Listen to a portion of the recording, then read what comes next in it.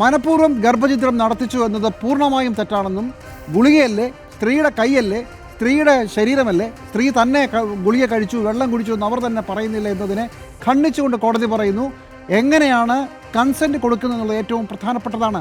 മനഃപൂർവ്വമായ ഭീഷണിയോ മറ്റെന്തെങ്കിലും പ്രലോഭനമോ കൊണ്ട് ഒരു സ്ത്രീയിൽ നിന്ന് അവരുടെ അനുവാദം വാങ്ങിച്ചെങ്കിൽ അത് അനുവാദമായി കണക്കാക്കാനാവില്ല. എന്ന് വെച്ചാൽ റേപ്പ് എന്നത് തെളിയിക്കാനായിട്ടില്ലെങ്കിൽ പോലും, തൽക്കാലം തെളിയിക്കാനായിട്ടില്ലെങ്കിൽ പോലും മനഃപൂർവ്വമായ ഗർഭചിത്രം എന്നുള്ളതിന് വ്യക്തമായ ഗ്രൗണ്ട് ഉണ്ട് എന്ന് പറഞ്ഞുകൊണ്ടാണ് ഈ കേസിൽ കോടതി കാര്യങ്ങൾ മുന്നോട്ട് പോയിരിക്കുന്നത്. ഒരു കാര്യം കൂടി കോടതി എടുത്തു പറയുന്നുണ്ട്. ഈ റേപ്പ് നടന്നോ ഇല്ലയോ എന്നതിനെക്കുറിച്ചുള്ള അടക്കമുള്ള മുഴുവൻ തെളിവുകളുടെയും കേന്ദ്രം നിൽക്കുന്നത് രാഹുൽ മാങ്കൂട്ടത്തിലുള്ള ഫോണാണ്. ഒരുപാട് പേരുടെ നെഞ്ചിടിപ്പ് കൂട്ടുന്ന ഒരു ഫോണാണല്ലോ രാഹുൽ മാങ്കൂട്ടത്തിലിന്റെ കയ്യിലിരിക്കുന്നത്. രാഹുൽ മാങ്കൂട്ടത്തിലിനെ മാത്രം കിട്ടിയാൽ പോരാ, ഞാൻ ഈ രാത്രിയിൽ പറയുക, രാഹുൽ മാങ്കൂട്ടത്തിലുള്ള ഫോണും നിർബന്ധമായും പോലീസിന്റെ കയ്യിൽ കിട്ടണം.